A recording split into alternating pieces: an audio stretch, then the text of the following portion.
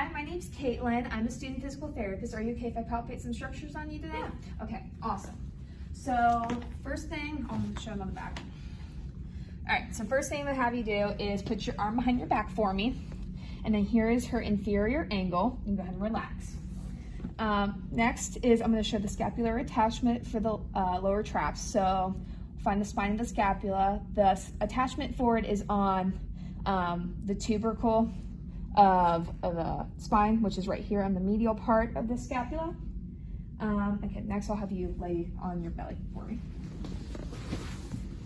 All right, so the lower traps is found between T6 and T12, and then, like I said, attaches on the tubercle of the scapula. So if I go ahead and do a Superman for me, there you go. So they'll go from here to here and then falls up into here.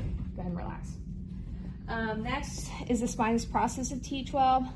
So I'm gonna follow her 12th rib. Will you go ahead and breathe for me? There you go, perfect. Just follow it up, and then it's gonna go up kind of at an angle here. Keep following it, it should be right there. Next, go ahead and sit back up for me. I'm gonna do supraspinatus.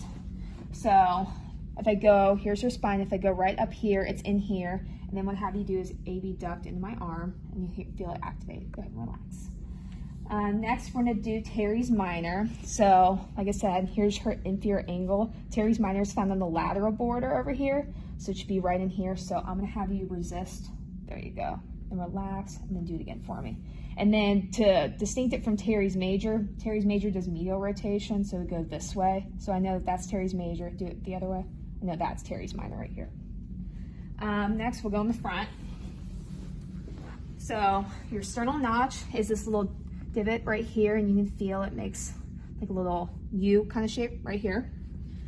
The clavicular attachment of pec major, so pectoralis major is on the medial third of the clavicle. So here's your clavicle right here, and then if I have you stick your hand on your side, press in, there's your pec major being activated right there. The coracoid process, go ahead and relax. So it's going to be a little uncomfy. So if I fall off, here's her clavicle here. If I come down, it's in here. It should be, yeah, there you go. Next is the lesser tubercle of the humerus. So here's the acromion here, fall down. Go ahead and. Which way?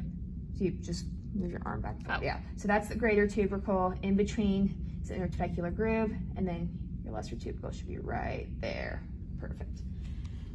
Next, we're gonna do the brachialis. So keep your forearm this way and kind of make a fist for me. Have you push it up. So her biceps here. So if I go on either side here, relax for me. All right, and do it again. Feel that brachialis activated. Next, we'll do the distal triceps tendon. So the triceps tendon will attach, the triceps will attach to the olecranon, so the tendon will be right here. The common attachment of the flexor peroneal mass, that's the medial epicondyle of the humerus.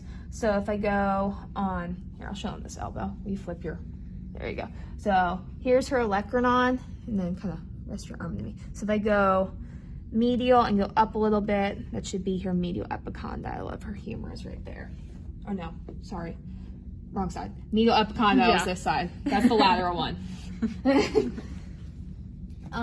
Next one is the ulnar styloid process. So this little nub right here, that's her ulnar styloid process.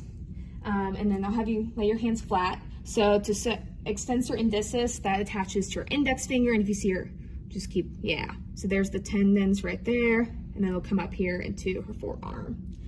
The extendons of extensor digitorum. So if you play the piano, you can see all the tendons, and then the at the wrist, it's kind of here in a bundle that's underneath the extensor retinaculum.